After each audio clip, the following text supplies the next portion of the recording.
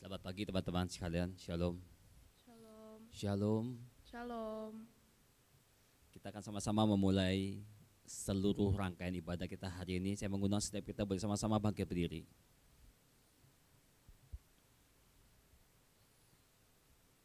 Teman-teman sekalian, ibadah kita ditasbihkan di dalam sebuah pengakuan bahwa pertolongan kita adalah dalam nama Tuhan yang menjadikan langit dan bumi dan yang kasih setianya untuk selama-lamanya.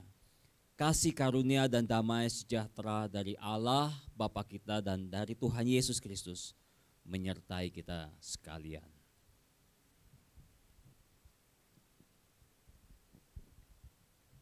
Teman-teman, mari sama-sama kita memulai ibadah pada hari ini. Mari kita sama-sama memuji Tuhan. Mari kita sama-sama memuliakan Tuhan.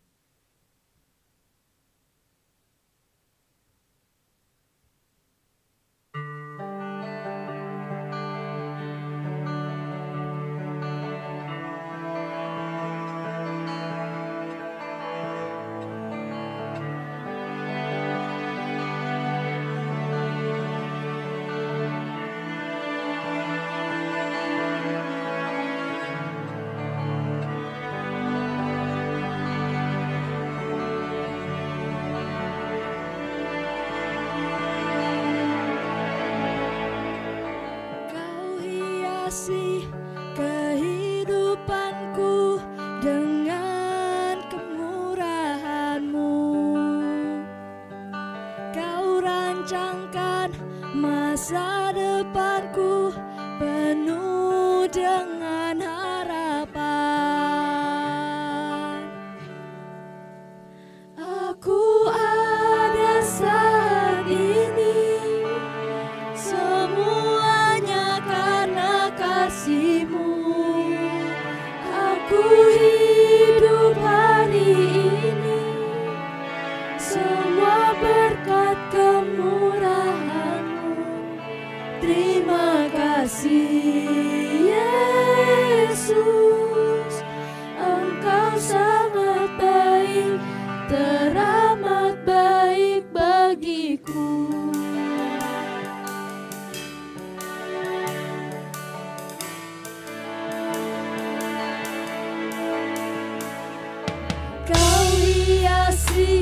Kehidupanku dengan kemurahan-Mu,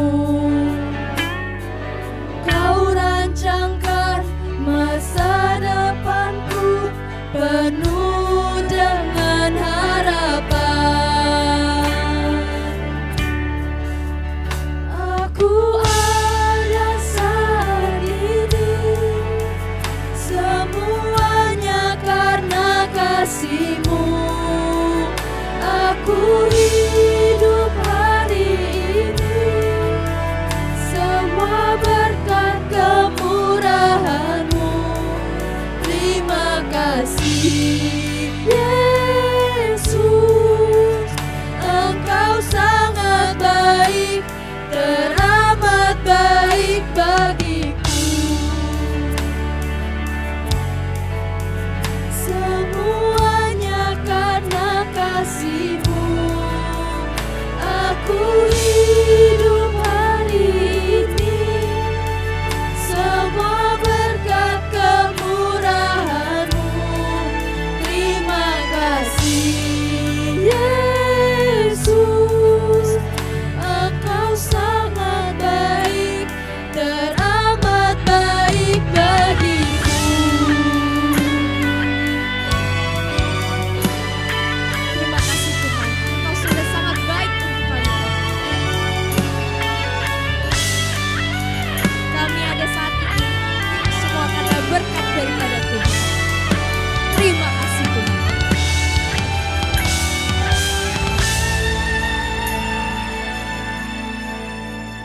Aku ada saat ini semuanya karena kasih-Mu. Aku hidup hari ini semua berkat kemurahan-Mu. Terima kasih Yesus, teramat baik bagiku. Aku ada saat ini, semuanya karena kasih-Mu. Aku hidup hari ini, semua berkat kemurahan-Mu. Terima kasih Yesus, Engkau sangat baik, teramat baik bagiku. Yesus, Engkau sangat baik, teramat baik bagiku.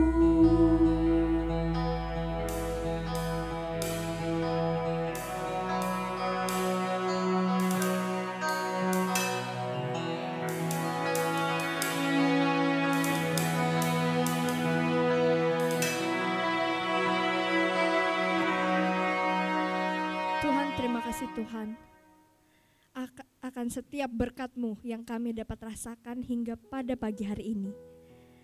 Tuhan, terima kasih Tuhan, Engkau sangat baik untuk kami Tuhan. Tuhan, sekarang kami ingin memuji Tuhan, ingin memuliakan Tuhan. Tuhan berkati agar setiap penyembahan kami ini dapat berkenan di hati Tuhan. Tuhan, terima kasih Tuhan, sekarang kami ingin memulai ibadah kami pada hari ini. Terima kasih Tuhan. Di dalam nama Tuhan Yesus kami sudah berdoa. Amin. Sekali lagi dong, shalom teman-teman. Shalom. Wah, rame sih ini, walaupun orang-orangnya cuma dikit, berarti pada semangat-semangat ya hari ini ya. Baik gak kabarnya minggu ini? Baik, luar biasa. Luar biasa, keren-keren. Jadi kita mau lanjut memuji Tuhan, kita mau menyerukan nama Tuhan. Dia menara yang teguh, Dia kota benteng kita. Kita sama-sama serukan nama Dia yang agung. Tepuk tangan ya.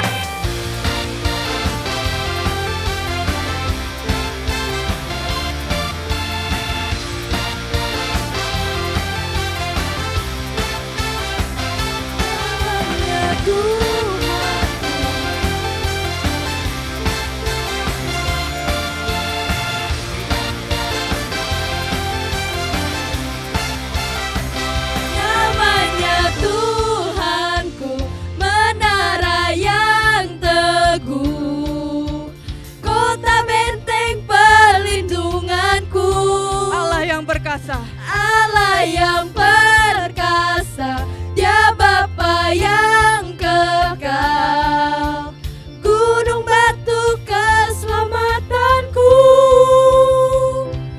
Engkau yang termulia di bumi di surga, termasyhur perkasa selamanya.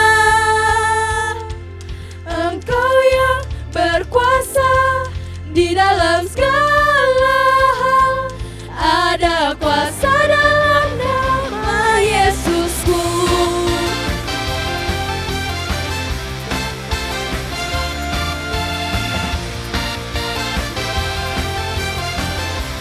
Sekali lagi, namanya Tuhan. Namanya Tuhanku, menara yang teguh, kota benteng perlindunganku. Allah yang perkasa, Dia Bapa yang kekal, gunung batu keselamatanku. Engkau yang termulia. Engkau yang termulia di bumi di surga, termasyhur perkasa selamanya. Engkau yang berkuasa di dalam segala hal, ada kuasa dalam nama Yesusku. Engkau yang termulia di bumi di surga, termasyhur perkasa selamanya.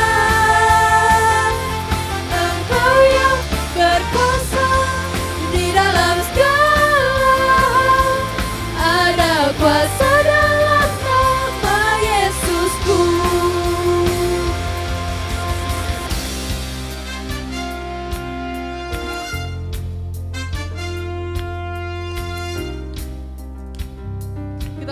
menyerukan nama Tuhan di atas segala nama. Dia yang telah membebaskan kita. Nama di atas segala nama, nama yang telah membebaskanku. Segala kuasa tunduk. Segala kuasa tunduk pada nama itu. Yesus Tuhan segala Tuhan. Nama di atas segala nama, nama yang telah membebaskanku. Segala kuasa tunduk pada nama Tuhan. Segala kuasa tunduk pada nama itu. Yesus Raja segala raja. Engkau yang termulia, Engkau yang termulia di bumi di surga, termasyhur perkasa selamanya. Engkau yang berkuasa di dalam segala hal, ada kuasa dalam nama Yesusku. Sekali lagi Engkau yang termulia. Engkau yang termulia di bumi di surga, termasyhur perkasa selamanya. Engkau yang berkuasa di dalam segala hal, ada kuasa dalam nama Yesusku. Ada kuasa dalam nama Yesusku.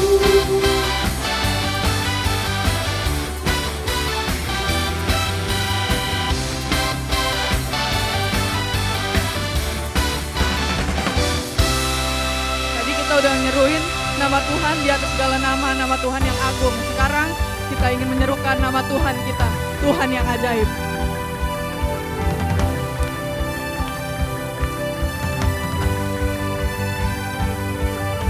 Tak terbayang kebesaran-Mu dan tak terbanding kekuatan-Mu Tuhan.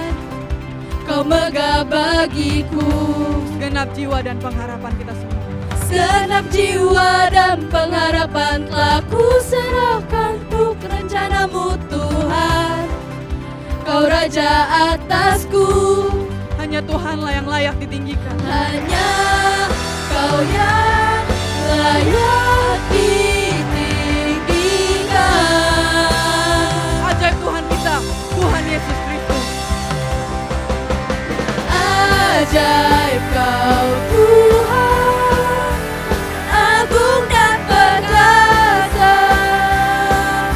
Kau sumber kemenanganku, layak berkuasa, memerintah selamanya.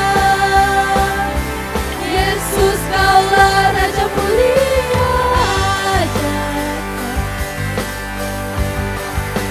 Tak terbayang kebesaran-Mu ya Tuhan. Tak terbayang kebesaran-Mu dan tak terbanding kekuatan-Mu Tuhan. Kau megah bagiku. Segenap jiwa dan pengharapan telah kuserahkan untuk rencana-Mu Tuhan. Kau Raja atasku, Hanya Kaulah yang layak ditinggikan. hanya Kau yang layak ditinggikan. Ajaib Kau Tuhan.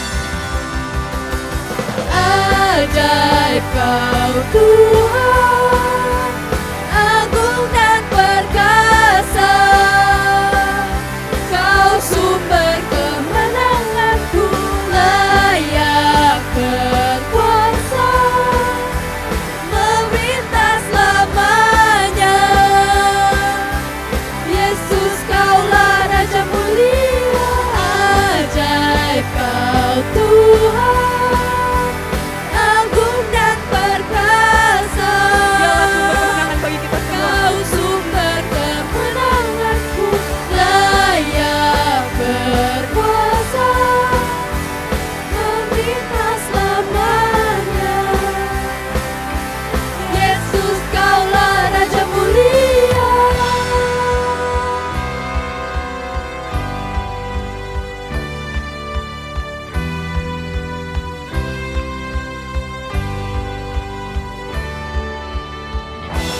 Dialah Tuhan yang layak untuk kita sembah dan kita puji. Ajaib Kau Tuhan, ajaib Kau Tuhan. Segala kuasanya tercurah untuk kita semua.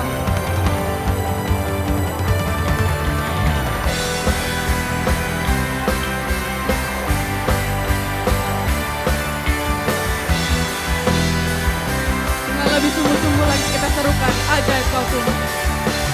Ajaib Kau Tuhan, agung dan perkasa. Kau sumber kemenangan. Kau sumber kemenanganku, layak berkuasa, memerintah selamanya. Yesus Kaulah Raja mulia, ajaib Kau Tuhan, agung dan perkasa. Kau sumber kemenanganku, layak berkuasa, memerintah selamanya. Yesus Kaulah Raja mulia, ajaib Kau Tuhan, agung dan perkasa. Kau sumber kemenanganku, layak berkuasa, memerintah selamanya. Yesus Kaulah Raja mulia, Raja mulia.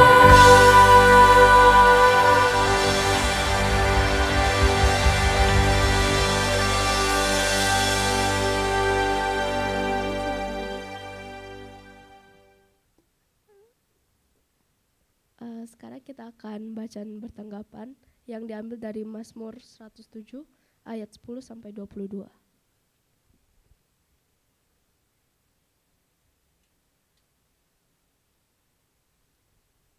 Ada orang-orang yang duduk di dalam gelap dan kelam, terkurung dalam sengsara dan besi. Ayo sama-sama jemaat. Karena mereka memberontak terhadap perintah Allah dan menista nasihat yang maha tinggi. Maka ditundukkannya hati mereka dan ke dalam kesusahan, mereka tergerincir dan tidak ada yang menolong. Maka berseru-serulah mereka kepada Tuhan dalam kesesakan mereka, dan diselamatkan-Nyalah mereka dari kecemasan mereka. Dibawanya mereka keluar dari dalam gelap dan kelam, dan diputuskannya belenggu-belenggu mereka. Biarlah mereka bersyukur kepada Tuhan karena kasih setianya, karena perbuatan-perbuatannya yang ajaib terhadap anak-anak manusia. Sebab dipecahkannya pintu-pintu tembaga dan dihancurkannya palang-palang pintu besi. Ada orang-orang yang menjadi sakit oleh sebab kelakuan mereka yang berdosa, dan disiksa oleh sebab kesalahan-kesalahan mereka. Mereka muak terhadap segala makanan dan mereka sudah sampai pada pintu gerbang maut. Maka berseru-serulah mereka kepada Tuhan dalam kesesakan mereka, dan diselamatkannya mereka dari kecemasan mereka. Disampaikannya firman-Nya dan disembuhkannya mereka. Diluputkannya mereka dari liang kubur. Biarlah mereka bersyukur kepada Tuhan karena kasih setianya, karena perbuatan-perbuatannya yang ajaib terhadap anak-anak manusia. Biarlah mereka mempersembahkan korban syukur dan menceritakan pekerjaan-pekerjaannya dengan sorak-sorai. Oke teman-teman, sebentar lagi kita akan mendengarkan firman Tuhan. Sekarang kita akan menyanyikan lagu Bejana.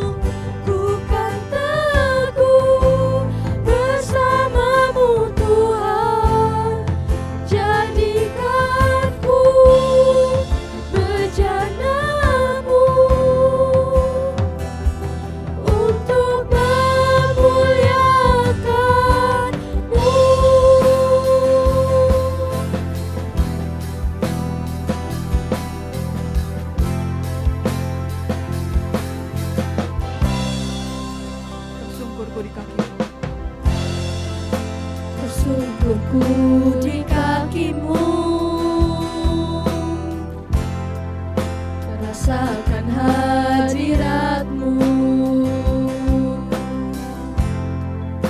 Takkan ku melepaskan-Mu, Kau cahaya bagiku. Mengiringku seumur hidupku, masuk dalam rencana-Mu Bapa. Pikiranku, kehendakku, ku serahkan padamu. Harapanku hanya di dalam-Mu, ku kan teguh bersama-Mu Tuhan. Jadikanku bejana-Mu untuk memuliakan-Mu.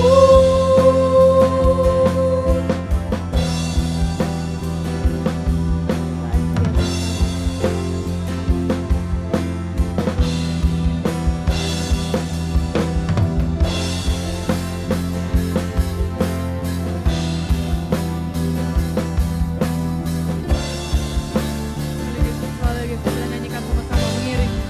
Mengiringmu seumur hidupku, masuk dalam rencana-Mu Bapa. Pikiranku, kehendakku, ku serahkan padamu. Harapanku hanya di dalam-Mu, ku kan teguh bersama-Mu Tuhan.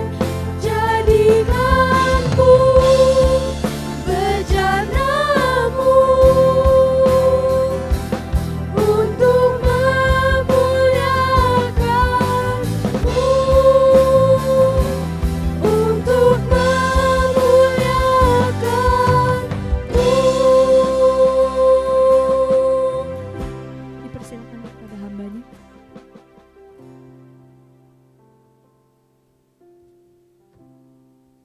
Kita berdoa. Panggilan kami bukan hanya menjadi orang Kristen semata ya Tuhan. Tetapi panggilan kami sekali lagi adalah menjadi pengikut-Mu. Karena itu tidak ada satupun di antara kami yang terbebas daripada penghukuman jikalau kami tidak memiliki sebuah relasi atau kesadaran tentang apakah hidup kami ini benar di mata Tuhan. Dan pagi ini ya Tuhan, kami ingin berbicara bersama-sama mendengarkan satu bagian firman-Mu yang mengingatkan kami sekali lagi tentang benar di mata Tuhan. Karena itu biarlah Tuhan Kau boleh berbicara, menyapa kami melalui kebenaran firman-Mu yang boleh disampaikan oleh hamba-Mu ini. Engkau topang dia, mampukan dia Tuhan untuk menyampaikan segala kebenaran-Mu, kebenaran-Mu yang disampaikan kepada kami semua. Terima kasih ya Bapa, kami berdoa menyerahkan waktu ini biar Roh Kudus sekali lagi menolong kami.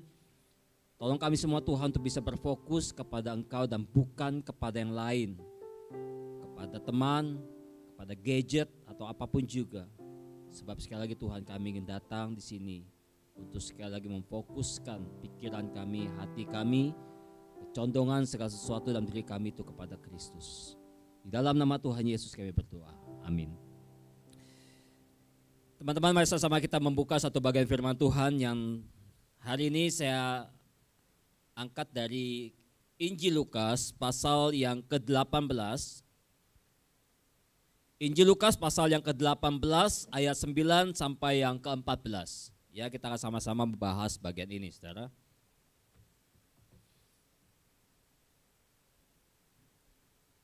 Jika sudah menemukan, saya mengajak kita membacanya secara bergantian.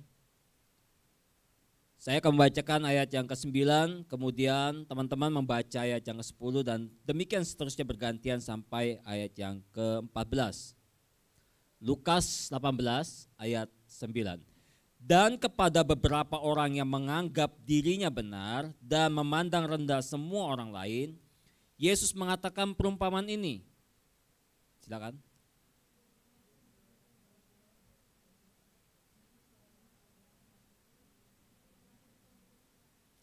Orang Farisi itu berdiri dan berdoa dalam hatinya begini.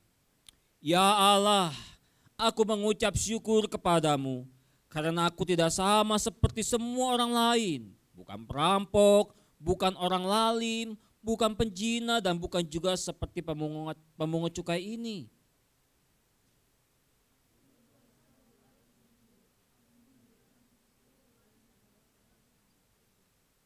Tetapi pemungut cukai itu berdiri jauh-jauh. Bahkan ia tidak berani menengadah ke langit. Melainkan ia memukul diri dan berkata, Ya Allah, kasihanilah aku, orang berdosa ini.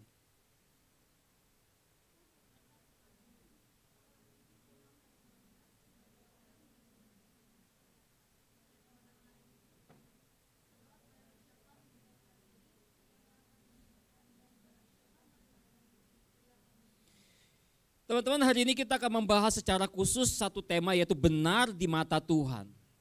Ya, benar di mata Tuhan. Nah, saudara, kalau kita berbicara tentang kebenaran, di dalam dunia ini, saudara, ada banyak kebenaran-kebenaran yang bisa kita temukan. Contohnya, saudara, kalau kita pernah menonton film Robin Hood, ya, kebenaran apa yang disampaikan oleh dia pada film itu? Kira-kira seperti apa? Ada yang pernah nonton Robin Hood? Belum pernah lahir ya? Ada yang pernah nonton film Robin Hood? Belum? Waduh, berarti jauh banget usia gua gitu ya.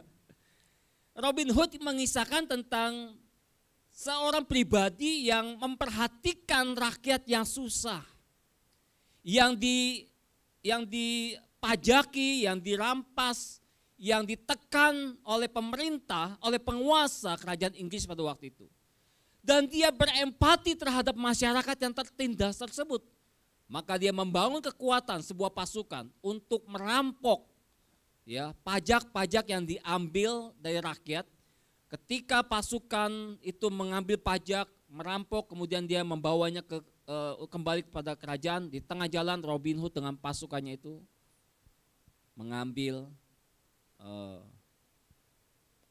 pajak itu dan kembali memberikannya kepada masyarakat. Itu kebenaran bagi dia.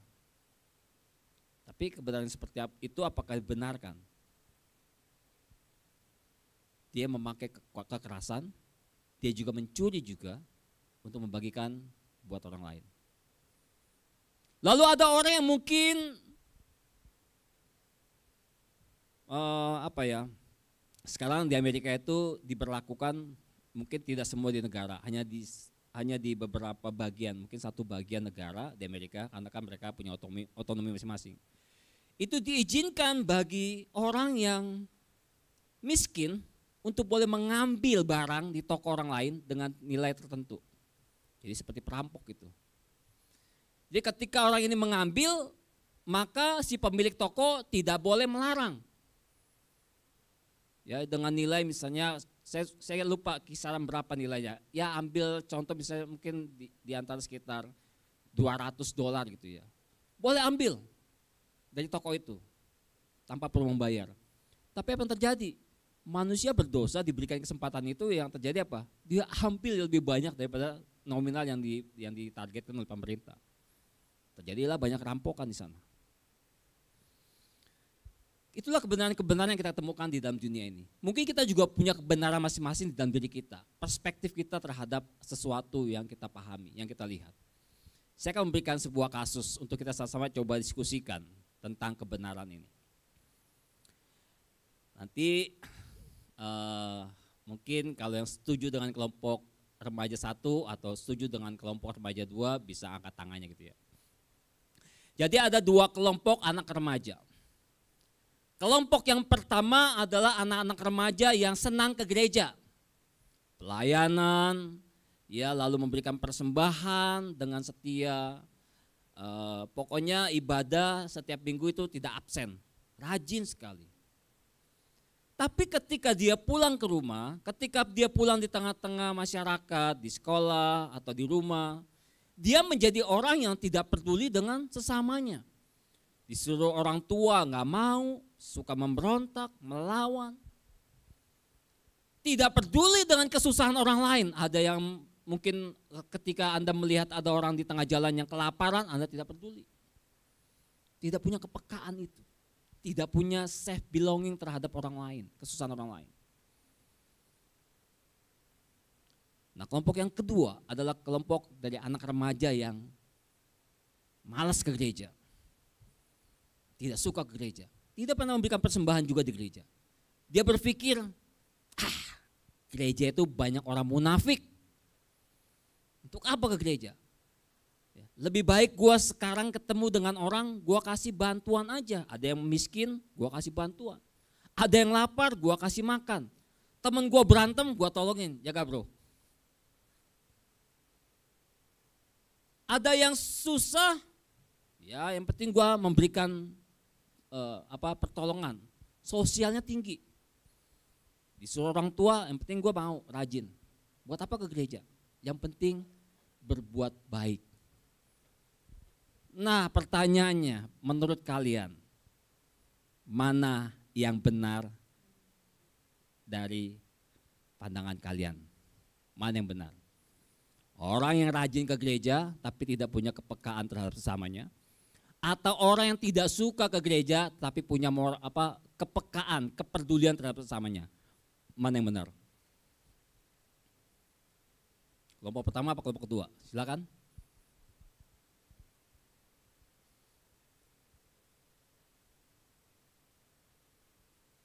Kelompok ketiga. Ayo, hanya 2 kelompok kasusnya hari ini. Nanti minggu depan mungkin kelompok 3 dan 4 ada. Ayo, mana yang setuju? Yang penting kelompok pertama nih. Ayo. Yang penting ke gereja, ibadah, pelayanan, persembahan yang rutin. Tuhan pasti senang. Atau yang kedua tadi, gak usah ke gereja, yang penting berbuat baik. Tuhan senang.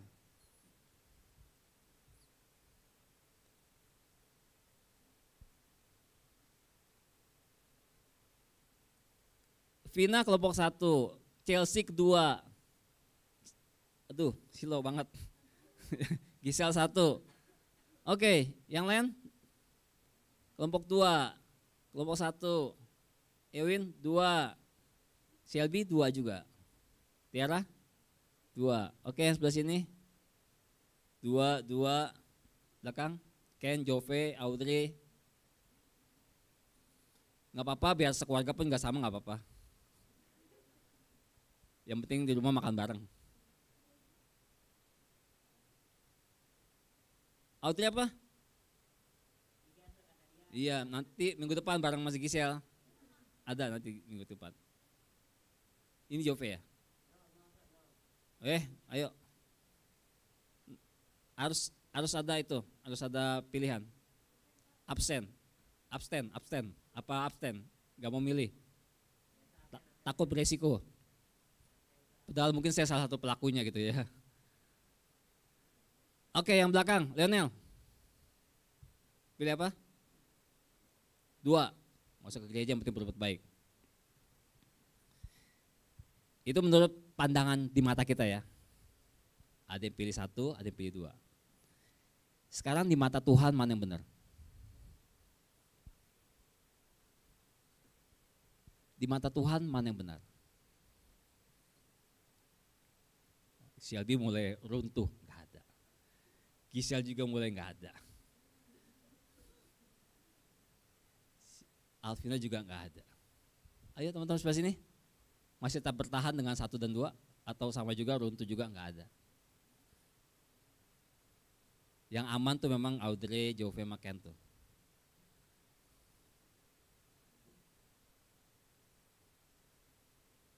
Saudara, di mata Tuhan kedua-duanya jelas tidak benar.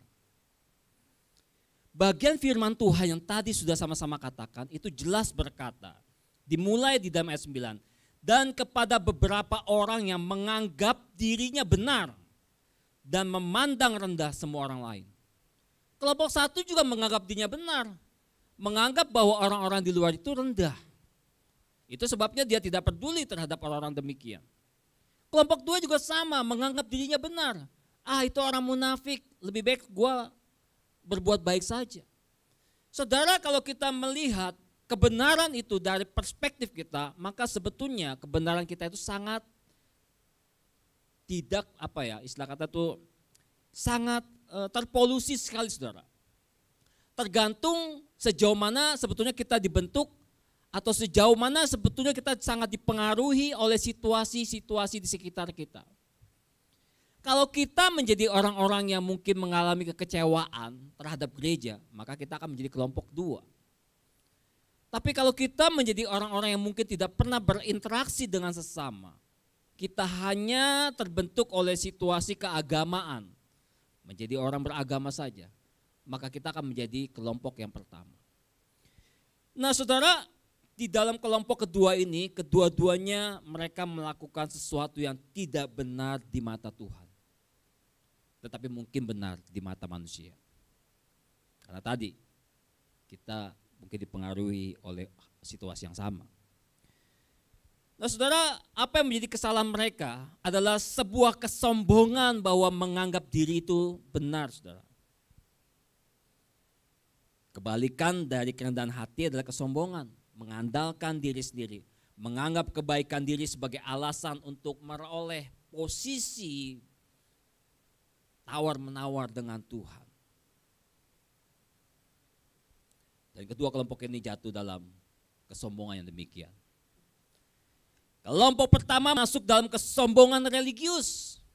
Ya, ahli-ahli Farisi mewakili bagian itu. Kelompok kedua masuk dalam kesombongan kebaikan. Ahli Farisi melakukan hal yang sama. Kalau kita membaca bagaimana mereka menjadi orang-orang yang tadi jatuh di dalam dua kesombongan tadi. Ya, kita bisa melihat bagaimana orang Farisi itu dalam kisah ini mengambil dua bentuk yang salah di mata Tuhan. Yang pertama, dia mengandalkan kebenaran dirinya sendiri dan memandang rendah orang lain. Saudara, kalau kita melihat di dalam bagian awal doa si Farisi, maka kita bisa terkecoh, saudara, kalau kita tidak memperhatikan dengan baik-baik doa atau isi doa dari orang Farisi ini. Saudara, dia memulai doanya itu dengan ucapan syukur kepada Allah. Wah, ini sesuatu yang sangat religius kelihatannya gitu ya. Dikatakan, ya Allah, aku mengucap syukur kepadamu. Tetapi selanjutnya kita akan menemukan ada banyak sekali kesombongan yang dia mulai munculkan di dalam doanya. Kurang lebih ada 5 kali isi doanya itu berkata tentang aku, saudara. Aku mengucap syukur.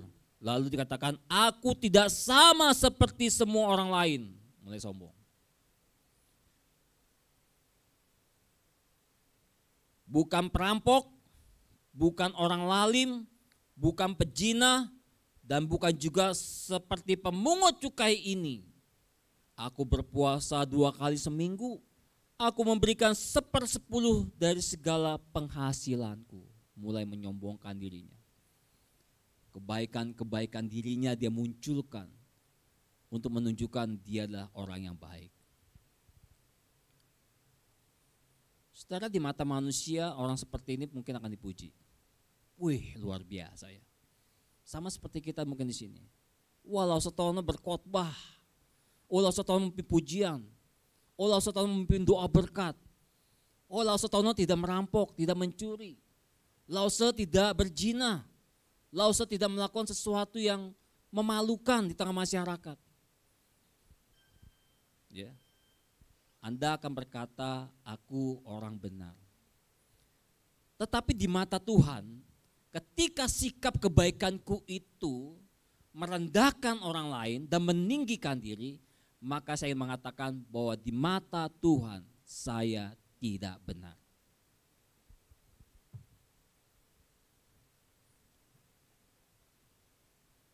Tetapi sebaliknya saudara, apa yang dilakukan oleh pemungut cukai itu? Saudara, ada dua perbandingan di dalam orang-orang Israel memandang kedua kelompok ini. Ya, orang Farisi itu dianggap sebagai sekelompok orang yang begitu punya nilai tinggi. Mereka adalah ahli agama, tokoh penting, bahkan tokoh di dalam politik negara. Sebagai seseorang yang sangat diagungkan, orang yang religius. Siapa pemungut cukai? Dia itu perampok. Dia suka memintain pajak dari masyarakat. Dia itu kaki tangan pemerintah. Dia itu pengkhianat bangsa bagi orang Israel. Maka pemungut cukai itu sadar siapa dirinya, maka dia berkata pada Tuhan, Tuhan, celakalah aku, orang berdosa ini. Aku sadar Tuhan siapa aku. Dan aku tidak berani menghadap Engkau ya Tuhan, sebab Engkau begitu suci dan kudus adanya. Aku tidak berani meninggikan diriku. Saudara, pemungut cukai ini walaupun dia dikatakan sebagai penjahat, pengkhianat, dia orang kaya saudara. Dia punya kuasa, dia punya power saudara. Maka dikatakan kalau pemungut cukai ini, dia ingin menghancurkan seseorang, dia punya kuasa. Backingan dia adalah pasukan Romawi. Dia punya kuasa, kalau dia mau meninggikan diri dia bisa saudara. Tetapi dikatakan dia ingin dipandang benar di mata Tuhan. Dia mengakui siapa dirinya. Dia menyadari dosanya. Nah, saudara, saya ingin mengatakan di dalam bagian ini saudara, hidup kita adalah hidup yang harusnya bagaimana kita menginginkan bahwa hidup kita ini dipandang benar di mata Tuhan, bukan di mata manusia. Kalau kita berusaha untuk hidup benar di mata manusia, maka kita bisa menjadi orang-orang munafik, saudara. Saudara, Anda bisa melihat bagaimana banyak artis-artis gitu ya, bisa kesaksian tentang Tuhan dan sebagainya. Tidak lama kemudian muncul berita bercerai, KDRT, berselingkuh dan lain sebagainya. Kenapa? Karena mereka berusaha untuk tampil benar di mata manusia. Ingin dipuji, ingin dikagumi. Tetapi mereka tidak pernah berpikir bagaimana benar di mata Tuhan. Nah saudara, kalau kita juga menjadi remaja-remaja demikian, maka kita bisa saja masuk menjadi orang-orang Farisi.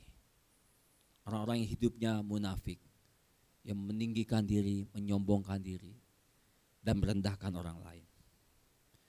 Saudara, apakah artinya sebuah ibadah yang benar itu saudara? Roma 12 ayat 1 berkata, persembahkanlah dirimu yang kudus, yang hidup dan yang berkenan kepada Allah. Totalitas, bukan sebagian. Sesuatu yang kudus, artinya kita perlu senantiasa menjaga keselamatan yang Allah berikan kepada kita itu. Menjadi hidup yang tidak sama lagi dengan dunia ini. Kata kudus itu berarti dipisahkan saudara.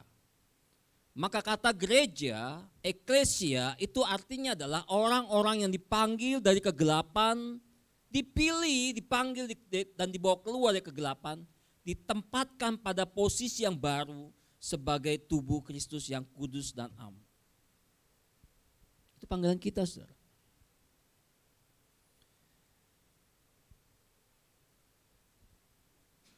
Satu ibadah yang benar dikatakan juga dalam Yakobus pasal 1 ayat 27. Ibadah yang murni dan yang tak bercacat di hadapan Allah Bapa kita ialah mengunjungi yatim piatu dan janda-janda dalam kesusahan mereka.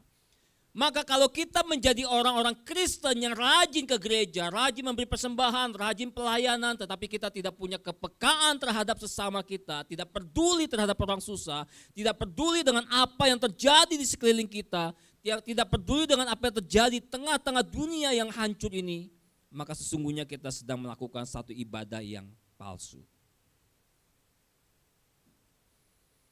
Dan dilanjutkan dalam Yakobus pasal 1 ayat 27. Dan menjaga supaya dirinya sendiri tidak dicemarkan oleh dunia. Artinya saudara, ketika kita menjadi orang-orang yang ingin menolong orang lain pun, tidak berhenti hanya di dalam sebuah kapasitas moralitas atau kepedulian sosial.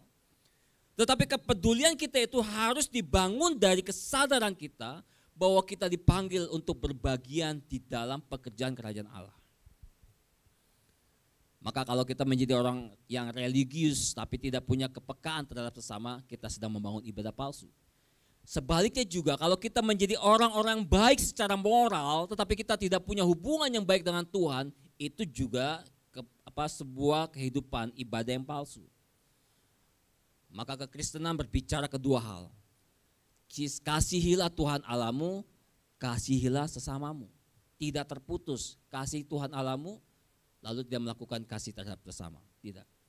Sebaliknya kita tidak juga melakukan kasih sesamamu tetapi kita tidak mengasihi Allah. Tidak. Dua-duanya Allah tuntut daripada kita.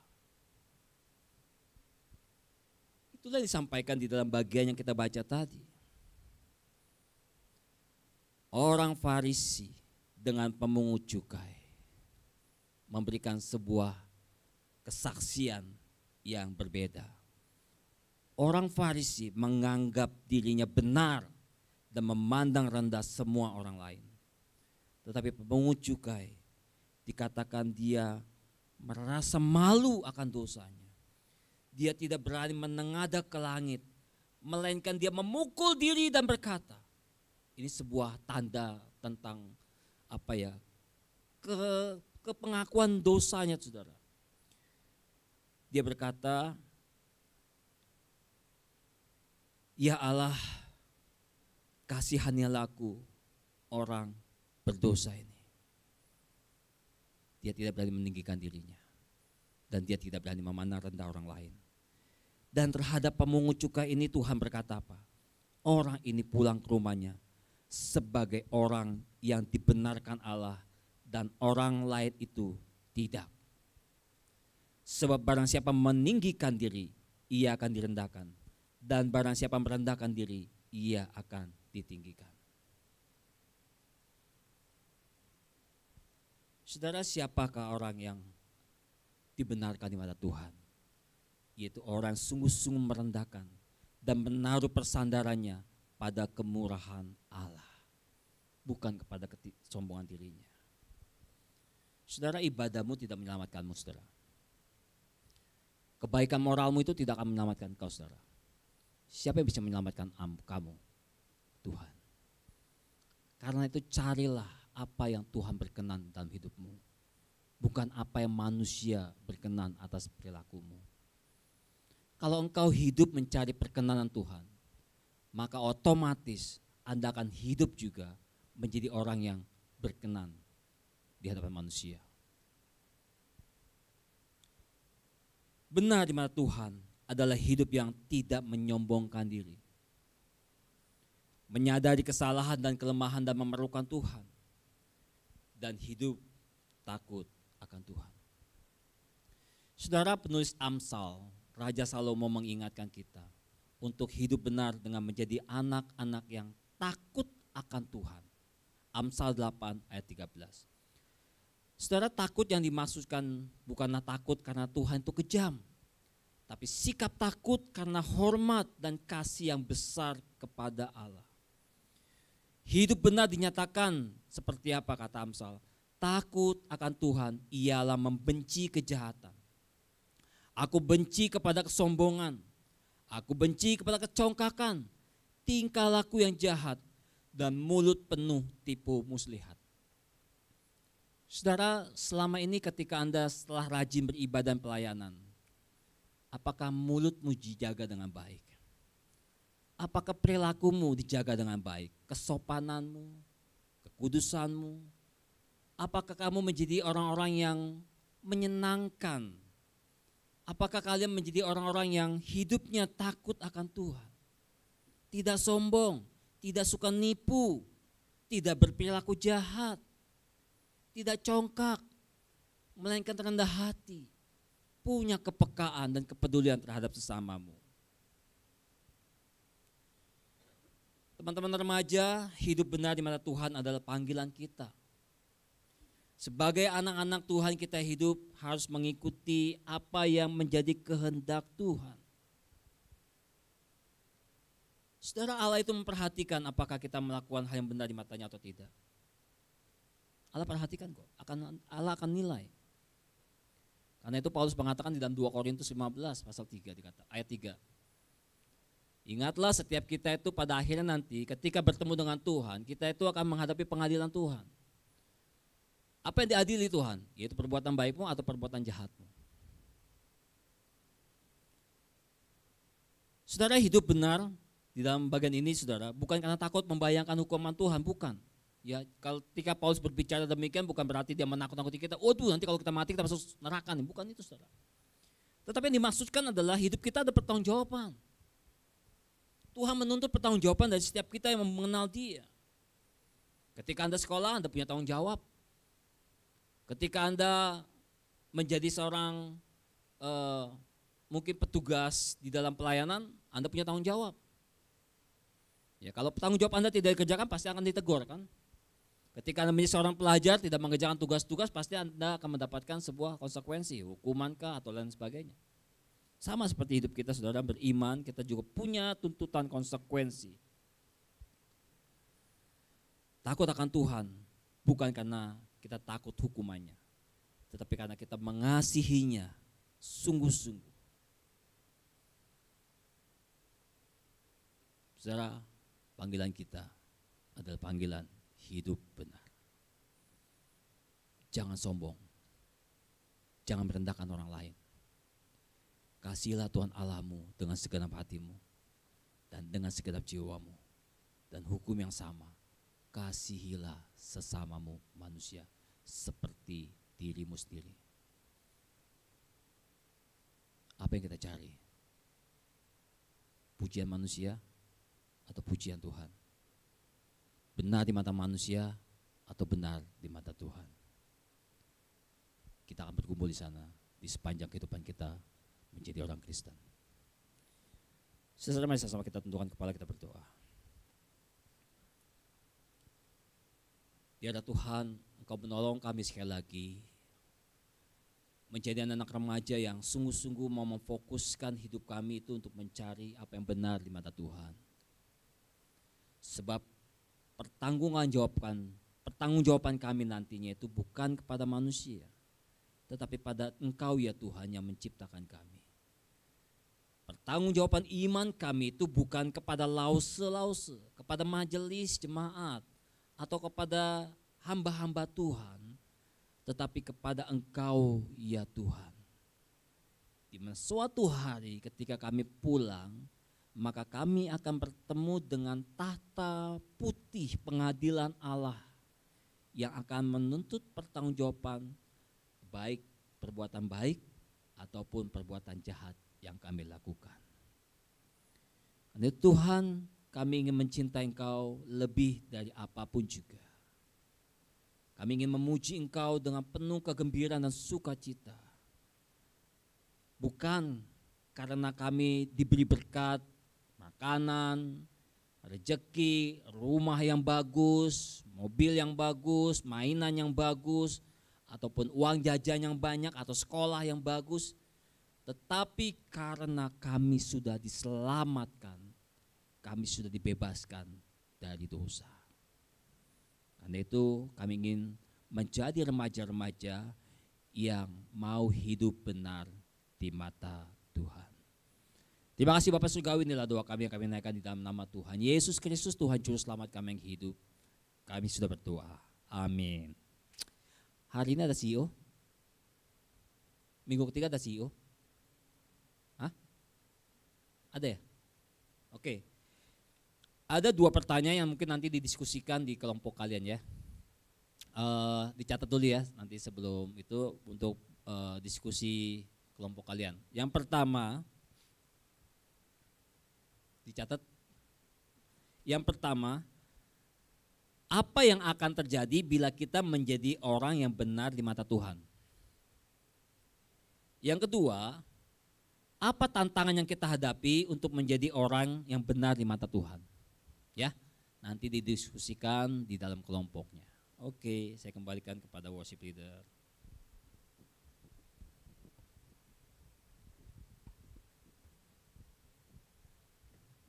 Oke, thank you Lose Tono atas firman-Nya. Teman-teman silakan bangkit berdiri, kita akan mengakui iman percaya kita.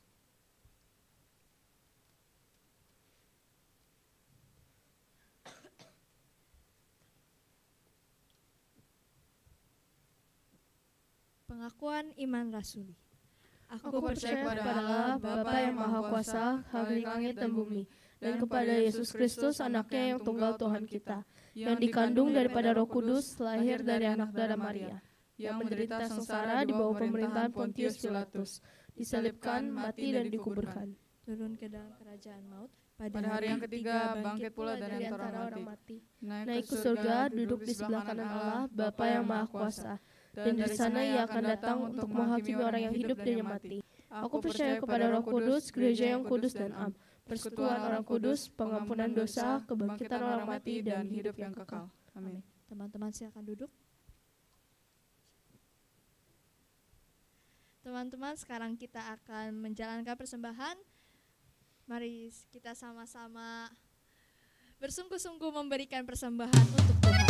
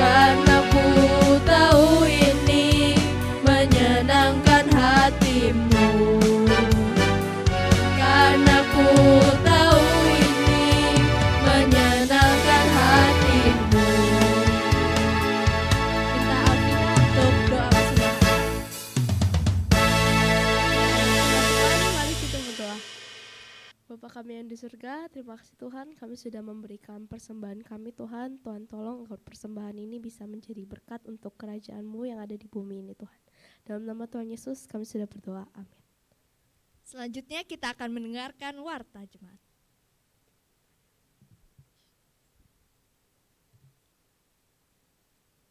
Shalom teman-teman, saya Stephen Iwan. Hari ini saya akan bawakan warta bagi kita semua. Selamat datang bagi teman-teman sekalian yang setia hadir dan yang baru pertama kali hadir beribadah di Teens GKI Pinang Sia. Dengan senang hati kami menyambut kedatangan kalian. Bagi teman-teman yang belum mempunyai tempat ibadah yang tetap, kami mengundang teman-teman untuk bergabung dalam ibadah Teens GKI Pinang Sia yang dilaksanakan setiap hari Minggu pukul 10 pagi. Special thanks kepada Lause Lowatono yang telah memberitakan firman Tuhan pada hari ini. Kiranya Tuhan selalu memberkati Lause dan juga keluarga. Minggu depan ada Lause Efraim Setiawan yang akan khotbah di Komisi Remaja dengan tema Dekat dengan Allah yang diambil dari kitab Mazmur 62 ayat 1-8. Jangan telat ya teman-teman. Remember that we have morning devotion setiap harinya di grup Teens Fellowship Service. Lause Efraim, Lause Tono, dan Cidian akan membagikan renungan pagi setiap paginya. Bagi teman-teman yang belum bergabung dengan grup WhatsApp kami, dapat menghubungi pengurus remaja. Mari kita bersama-sama tumbuh dalam Kristus dengan berdoa dan bersaat teduh. Saya ingin memperkenalkan sosial media Teens GKI Pinang Sia. Yang pertama, kita punya akun Instagram di @pinangsians. Di sana kami akan menginformasikan kegiatan seputar ibadah kami setiap minggunya. Kemudian yang kedua, ada di YouTube dengan channel GKI Pinang Sia Gloria. Di sana kami akan menayangkan ulang rekaman dari ibadah kami setiap minggunya, dan kami juga punya suatu program yang bernama Moment with God yang merupakan sebuah renungan berbentuk video dan akan ditayangkan setiap hari Kamis pukul 6.30 pagi. Setiap minggunya, hari Rabu pukul 4 sore, kami akan mengadakan kegiatan olahraga badminton bersama. Yuk sama-sama menjaga kesehatan kita dengan berolahraga dan membangun relasi dengan sesama anak-anak Tuhan. Ditunggu kehadirannya teman-teman. Guys, teman-teman pengurus punya info tambahan nih. Jadi teman-teman pengurus akan mengadakan visiting secara online dan onsite dengan jadwal sebagai berikut. Setiap minggu ke-1 dan ke-3, pada hari Jumat teman-teman pengurus akan melakukan visit secara online. Minggu ke-2 dan ke-4, teman-teman pengurus akan mengadakan visit secara onsite. Kegiatan ini diadakan agar kita bisa membangun relasi antara sesama jemaat Teens GKI Pinang Sia. Sekian warta dari saya. Terima kasih. Tuhan Yesus memberkati. Bye-bye.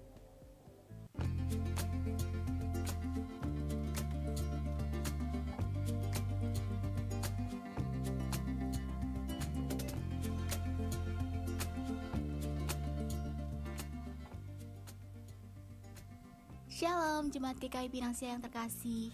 Tidak terasa acara persekutuan Padang kita tinggal sebentar lagi. Pasti seru deh. Agar acara persekutuan Padang dapat berjalan dengan baik, maka ada beberapa hal yang perlu diperhatikan untuk semua peserta persekutuan Padang yang sudah mendaftar. Yang pertama, peserta diharapkan berkumpul di gereja pada hari Kamis 28 September 2023 pukul 5.30 pagi untuk daftar ulang dan bersiap untuk berangkat. Jangan sampai terlambat ya, karena bus akan berangkat tepat pukul 6 pagi. Yang kedua, pembagian bus dan kelompok akan dipasang di aula lantai 1.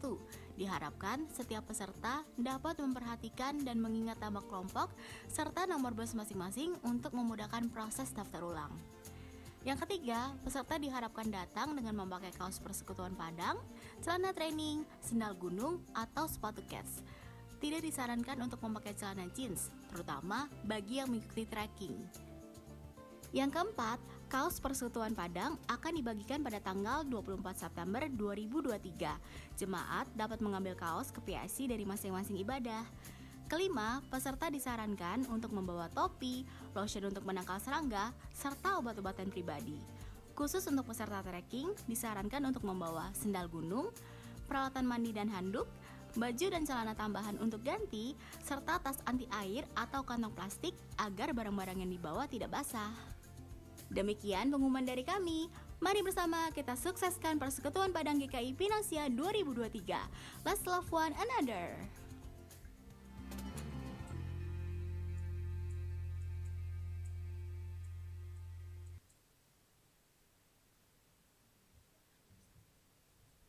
Iya, teman-teman sekali lagi diingatkan ya bagi teman-teman yang ikut di dalam Persekutuan Padang, tadi mengenai waktu kehadiran itu diperhatikan ya. Jam 5.30 tuh sudah maksimal kalian sudah ada di gereja ya.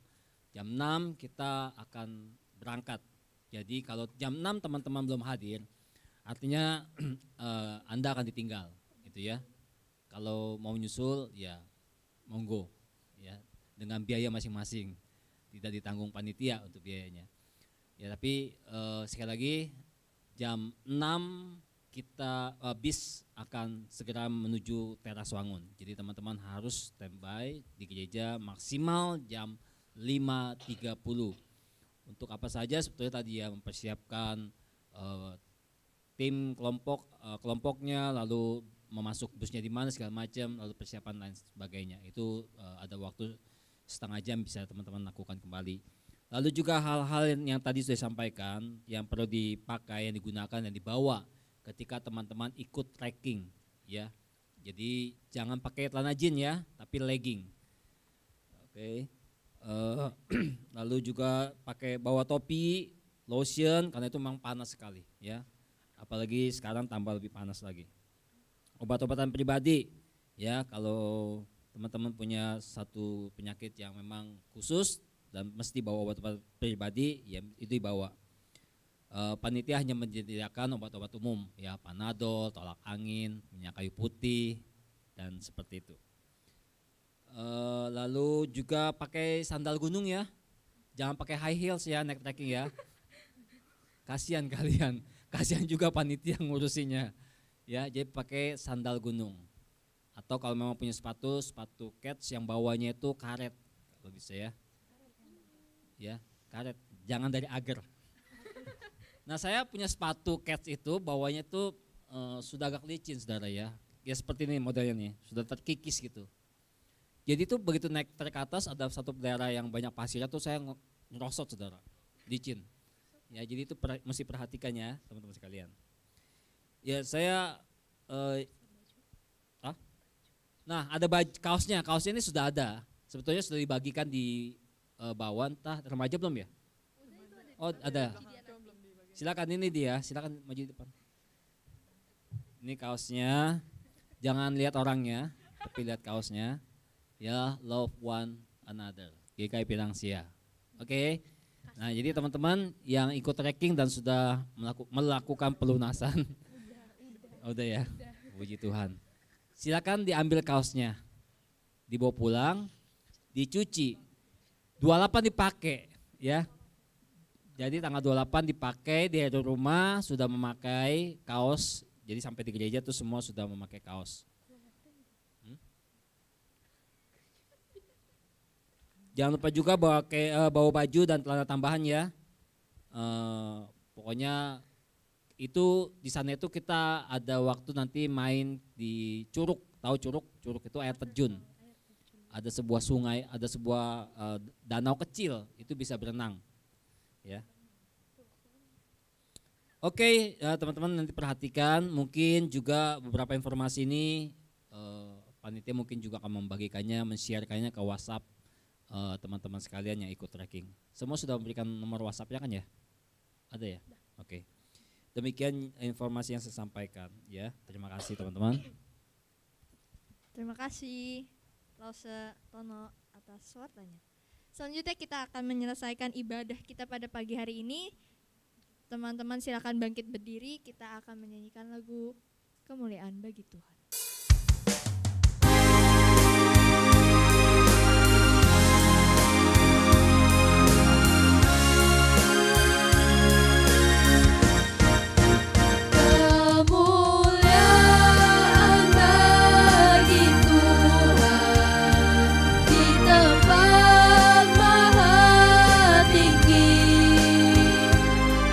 Raja diagungkan dan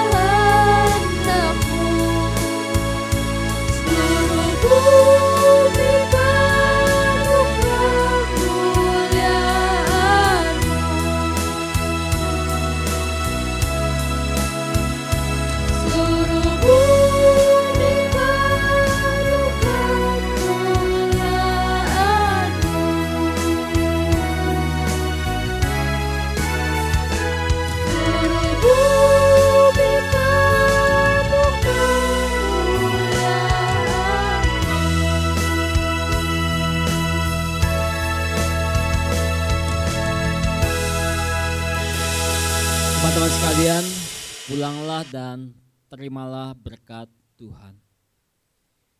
Kiranya kasih dari Allah Bapa yang melimpah, yang melampaui akal pikiran kami, dan melampaui kasih dari seluruh yang ada. Dan biarlah kiranya kasih daripada Yesus Kristus yang terwujud di dalam kematian di atas kayu salib untuk menebus dan membebaskan kita dari dosa.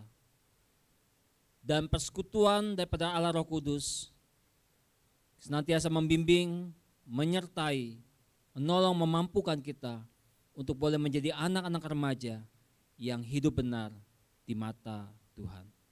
Pulanglah dan jadilah saksi Kristus dimanapun kau berada. Tuhan menyertai dan memberkati. Amin.